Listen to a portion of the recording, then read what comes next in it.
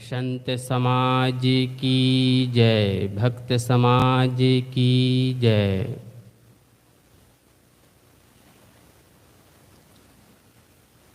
मुद मंगल में संत समाज, आदरणीय सत्संग प्रेमी सज्जनों तथा श्रद्धा मूर्ति देवियों, मेरे लिए आज्ञा हुई है इसलिए कुछ देर आप लोगों की सेवा में उपस्थित हूँ।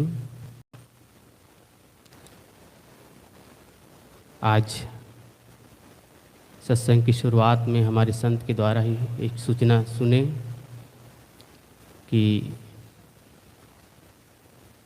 जो एक प्रसिद्ध गायिका थी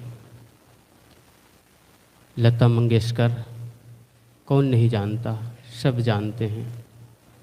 आज उनका जो इस जीवन से अंतिम विदाई हुई, उनकी यादों में हम सब उनको श्रद्धा सुमन अर्पित करते हैं। सद्गुरु कबीर ने कहा है, आए हैं तो जाएंगे राजा रंक फकीर, एक सिंहासन चढ़ी चले एक बंधे जात जंजीर। सद्गुरु कहते हैं आए हैं तो जाएंगे, जो आए हैं उसको तो जाना है। जाना है क्या? ये निश्चित है, ये निश्चय है, ये अवश्य है। राजा रंग फकीर, चाहे वह राजा हो, सम्राट हो, चाहे फकीर हो, कोई भी हो, जिसने जन्म लिया है उसकी मृत्यु निश्चित है। लेकिन जाने जाने में फ़र्क है। एक तो सिंहासन पर बैठ करके जाता है और एक जंजीर पर बंध करके जाता है। आज जो जिसको स्वर कोकिला के नाम से हम जानते हैं, वो कैसे गई? सिंहासन पर बैठ कर के गई। सिंहासन पर बैठ कर के जाना क्या है? उन्होंने ऐसी एक भारत को ऐसी कला दी, भारत के लोगों के दिलों में ऐसी राज करके गई जो युगान युग तक उसको याद किया जाएगा। शरीर से तो नहीं रहेंगे, लेकिन जब जब हम उनके गीत को सुनेंगे, उनकी आवाज़ को सुनेंगे, तो हम उनके प्रति एक प्रकार के श्रद्धा से नमन करने लग जाएंगे। वो भारत के ही नहीं, विश्व प्रसिद्ध गायिका थी। विश्व के लोग भी उसको बड़े आदर से देखते थे, जानते थे, पहचानते थे। एक बार इंटरव्यू में कहा गया था, जो पाकिस्तान सरकार है, उन्होंने कहा था कि आप हमको लता मंगेशकर को हमको दे दीजिए, हम पाकिस्तान छोड़ देंगे। ये शर्त रख दिए थे। मैंने सुना उसके इंटरव्यू, जो रजत साहिब कहते हैं ना, उसके इंटरव्यू में कहा गया था। ये तो नहीं हुआ। ये इतनी उसकी प्रसिद्धि इतनी बढ़ गई विश्व में कि आज सभी लोग उसको याद करके नमन कर रहे हैं। सद्गुरु यही कहते हैं कि आए हैं तो जाएंगे राजा रंग फकीर। उन्होंने ऐसा हमको एक धरोहर दे गई, ऐसी पहचान दे गई, उसको हर बच्चा सभी लोग उसको याद करते हैं और उसको याद में नमन कर रहे हैं, एक सम्मानपूर्वक उसको आदर दे रहे हैं। सद्गुरु कहते हैं कि आए हैं तो जाएंगे राजा रंग फकीर। चाहे राजा हो, चाहे फकीर हो, कोई भी हो, जिसने जन्म लिया है उसको एक न एक दिन जाना है। लेकिन हम इस दुनिया में आकर के, इस जहां में आकर के अपने ही में ही सिमट जाते हैं। अपने शरीर में, परिवार में, समाज के भीतर ही हम सिमट जाते हैं और ज़िंदगी क्या है उसको देखना नहीं चाहते, जानना नहीं चाहते। हम मोह माया के बंधन में ही जकड़े रह जाते हैं। चाहे हम मोह माया के बंधन में बंधे रहें, चाहे इससे अलग रहें, लेकिन संसार को तो दोनों को ही छोड़ना है। लेकिन जाने जाने में अंतर रहेगा। एक इच्छाओं को मार कर जाएगा और एक है इच्छा को रख करके जाएगा। जिन्होंने इच्छाओं को मार दिया है वह तो मुक्त हो गया, शांत हो गया। और जिन्होंने इच्छा रख करके गया, मोह माया के बंधन में, जकड़न में फंस करके गया, समझिए वही जंजीर में बंध करके जाना हो। उसको पुनः पुनः इस दुनिया में आना पड़ेगा। उसका अगर कर्म अच्छा है तो पुनः संभव है कि उसको मनुष्य की योनि मिले, अन्यथा उसका कर्म अगर खोटा है, गलत है, तो मानवेतर प्राणियों में जाकर के दुख भोगना ही पड़ेगा। देखिए, मनुष्य जीवन के अलावा अन्य खानियों में कितना दुख है। भले वे प्रकट नहीं कर सकते, भले वे संवेदना प्रकट नहीं कर सकते, लेकिन दुख कितना है। मनुष्य तो के पास जो पूरी शक्ति मिली हुई है, कहीं दुख है, अगर उनके शारीरिक रूप से पूरे स्वस्थ है तो किसी प्रकार की समस्या को दूसरे के पास वो कह सकता है, बता सकता है, उसका समाधान दे भी सकता है। लेकिन अन्य मानवेतर खाने में ऐसी व्यवस्था नहीं है। व्यवस्था है, दर्द हो रहा है, कहीं कुछ हो रहा है तो वो किसी को प्रकट नहीं कर सकता, इशारा नहीं बता सकता कि मैं बीमार हूँ, मेरी ऐसा करो ऐसा करो। भले वो अपने ही जीवनयापन, अपने ही समाज में उसमें पता चल जाता है, लेकिन मनुष्य को पता नहीं चलता है। तो सद्गुरु यही कहना चाहते हैं कि आए हैं ते जाएंगे, राजा रंग फकीर, एक सिंहासन चढ़ी चले, एक बंधी जात जंजीर। हम सबको ऐसा कर्म करना चाहिए, ऐसा काम करना चाहिए कि हम दुनिया की को याद रखे जाएं। हर किसी की एक तमन्ना होती है कि लोग मुझे जानें, लोग मेरा सम्मान करें, मुझे पहचानें। अभी हम सुन रहे थे अमृत होने की बात।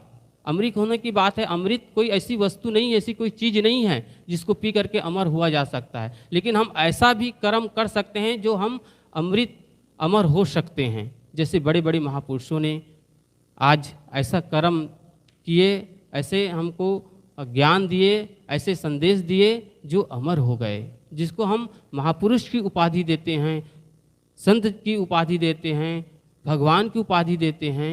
वे सब क्या किए? इस दुनिया में आकर के अच्छे कर्म किए, सदाचार सद्गुणों को अपना करके समाज को ऐसा ज्ञान दिया, जो अंधकार में भटक रहे थे उसको ज्ञान दे करके उसको अंधकार से बाहर निकाला। अगर संत गुरुजन नहीं होते, महापुरुष नहीं होते, तो आज ये जो संसार जितना अच्छा दिख रहा है उतना अच्छा नहीं होता और अंधकार में डूब जाता। किसी ने कहा है कि अगर संत गुरु नहीं होते तो फिर ये जो संसार है और नीचे गर्त की ओर चला जाता, अंधकार में चला जाता। जब ज्ञान का उपदेश दिया जा रहा है, कुछ चार्ज किया जा रहा है, ज्ञान का चार्जिंग दिया जा रहा है, तभी लोगों में इतनी सद्बुद्धि है। अगर इतना भी ज्ञान नहीं दिया जाता तो क्या गति होती? जिसको हम स्वर्ग और नरक की कल्पना करते हैं, हम समझिए हम स्वर्ग में ही जी रहे हैं। अगर हमारा मन शांत है, परिवार के साथ हमारा सामंजस्य बैठा हुआ है, हम किसी के प्रति राग द्वेष नहीं कर रहे हैं, तो समझिए ये हम स्वर्ग में ही जी रहे हैं। और परिवार में या हम स्वयं हमारे जीवन में ही दुखी हैं, छोटी छोटी बातों पर हम उत्तेजित हो जाते हैं, तो हमारा मन अशांत रहता है, तो यही हम नरक में वास करते हैं। स्वर्ग और नरक कहीं बाहर नहीं है, इसी जीवन में ही है। हम और स्वर्ग और नरक का जो निर्माण कौन करता है? हम स्वयं हैं उसके कर्ता धर्ता। कोई बाहरी कोई शक्ति नहीं है कि स्वर्ग हमको दिला दे और नरक हमको दिला दे। हमारे कर्म ही स्वर्ग और नरक का निर्माण करता है। अगर हम अच्छे कर्म करते हैं तो समझिए हम स्वर्ग में हमारा स्थान एक रिजर्व होता है। मन की शांति ही स्वर्ग में निवास करना होता है। अगर हमारा मन शांत है, कहीं भी रहें, चाहे घर में रहें, चाहे समाज में रहें, चाहे भीड़ भाड़ में रहें, कहीं भी रहें, अगर हमारा मन शांत है, स्वच्छ है, निर्मल है, किसी प्रकार की कोई उत्तेजना नहीं है, राग द्वेष नहीं है, तो समझिए हम स्वर्ग में ही निवास कर रहे हैं। और ये सारी सुविधाएं होने के बावजूद भी हमारा मन अशांत है, पीड़ित है, तो हम नरक में ही वास कर रहे हैं। तो हमारा जो वर्तमान जीवन ही ये तय करती है कि हम किस भूमिका में जा सकते हैं। हम स्वर्ग में वास कर सकते हैं कि नरक में जा सकते हैं। हमारी मन की दशा ही ये बता सकती है। इसलिए मन ही सारे सुख दुख का एक मूल कारण है। मन ही बंधन का कारण है और मन ही मोक्ष के कारण है। मन में अगर जकड़न है, अशांति है, तो वो हमारे लिए बंधन का काम करेगी। और मन में यदि निर्मलता है, शांति है, सुख की अनुभूति कर रहे हैं, प्रसन्नता की हम अनुभूति कर रहे हैं, तो समझिए ये हमारे लिए मुक्ति का काम हो रहा है। इसलिए सद्गुरु हम सबको यही संदेश देते हैं कि आए हैं ते जाएंगे राजा रंग फकीर। ये संसार का ये शाश्वत नियम है, जिन्होंने जन्म लिया है उसकी मृत्यु निश्चित है। और जब निश्चित है तो उसके बावजूद भी हम बुरे कर्म में ही फंसे रहें, गलत कर्म ही करते रहें, राग द्वेष में ही फंसा रहें, तो ये कौन सी समझदारी है। वो भी मानव का जीवन पा करके ऐसा सुनहरा अवसर हमको मिला हुआ है, जो प्रकृति द्वारा हमको बहुत जो महाशक्ति जो मिली हुई है, विचार और विवेक करने की शक्ति, उसका हम प्रयोग नहीं कर रहे हैं, उसका ही हम सहारा नहीं ले रहे हैं, उसका ही हम सदुपयोग नहीं कर रहे हैं। यही तो हमारे अंदर ये अमृत बस रहा है, उस अमृत तत्व को हम नहीं पहचान पा रहे हैं। सद्गुरु कहते हैं कि इस अमृत तत्व को आप पहचानिए, आप जानिए कि अमृत हमारे अंदर ही है। उसको अगर हम जान जाते हैं, पहचान जाते हैं, तो निश्चित रूप से हम दुख से हम पार हो सकते हैं। तो अभी हम जो स्वर कोकिला के नाम से हम जानते हैं लता मंगेशकर, उनकी आज शरीरांत हो गया और सारा देश शोक मग्न है। और उसके लिए 2 दिन के लिए शोक में उसके लिए एक आयोजन किया गया है कि झंडा है वो नीचे रहेगी उसके सम्मान में। उन्हीं के एक गीत है, ये वेद शास्त्र से कम नहीं है, मुझे बहुत अच्छा लगता है। आज मुझे उसकी बहुत याद आ रही है, उसी को मैं दोहरा दूं, तत्पश्चात मैं अपनी वाणी को विराम दूंगा। जिंदगी प्यारे का गीत है, इसे हर दिल को गाना पड़ेगा। जिंदगी प्यारे का गीत है, इसे हर दिल को गाना पड़ेगा। जिंदगी गम का सागर भी है, हंस के उस पार जाना पड़ेगा।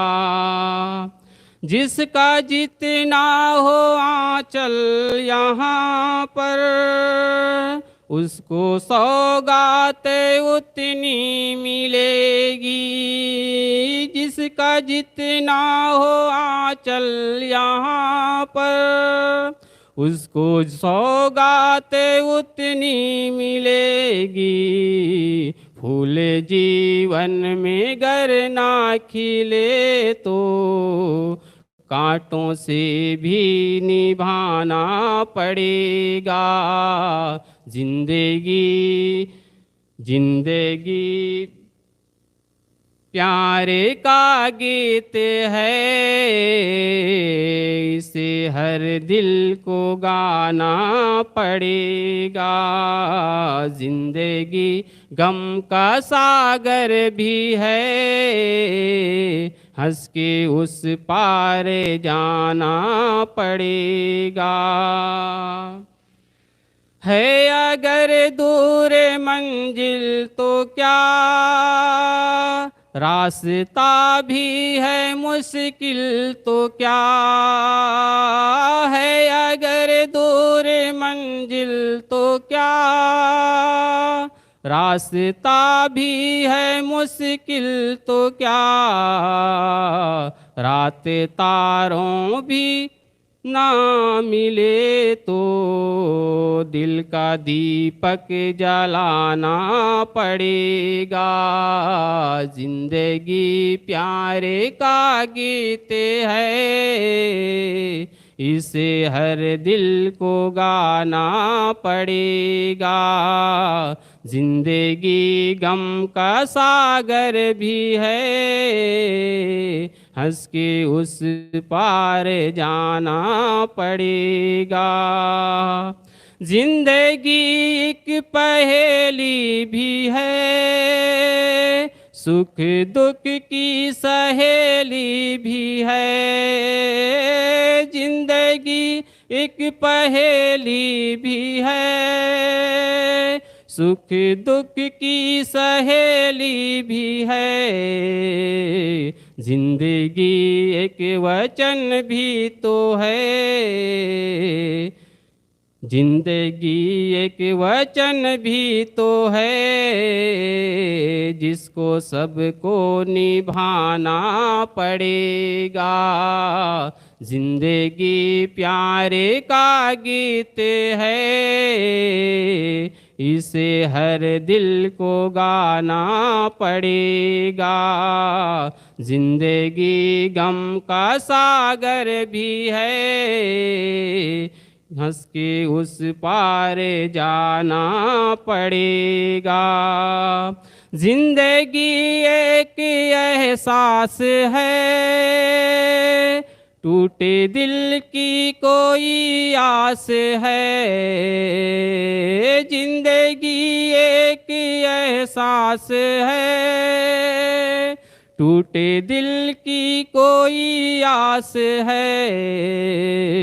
जिंदगी एक वनवास है, काट कर सबको जाना पड़ेगा। जिंदगी प्यारे का गीत है, हंस के उस पार जाना पड़ेगा। जिंदगी बेवफा है तो क्या, अपने रूठे हैं हमसे तो क्या। जिंदगी बेवफा है तो क्या, अपने रूठे हैं हमसे तो क्या। हाथ में हाथ ना हो तो क्या, साथ फिर भी निभाना पड़ेगा। जिंदगी प्यारे का गीत है, इसे हर दिल को गाना पड़ेगा। जिंदगी गम का सागर भी है, हंस के उस पार जाना पड़ेगा। जिंदगी एक मुस्कान है, दर्द की कोई पहचान है। जिंदगी एक मुस्कान है, दर्द की कोई पहचान है। जिंदगी एक मेहमान है, छोड़ संसार जाना पड़ेगा। जिंदगी प्यारे का गीत है, इसे हर दिल को गाना पड़ेगा। जिंदगी गम का सागर भी है, हंस के उस पार जाना पड़ेगा। जिंदगी प्यारे का गीत है, हंस के उस पार जाना पड़ेगा। मैंने सदगुरु कबीर साहब की एक साखी, आए हैं तो जाएंगे राजा रंग फकीर, एक सिंहासन चढ़ी चले एक बंधे जात जंजीर, इस पर थोड़ा विचार किया। अंत में उस अमर आत्मा को मैं भावभीनी श्रद्धांजलि देते हुए अपनी वाणी को विराम देता हूँ। बोलिए सद्गुरुदेव की जय। आदरणीय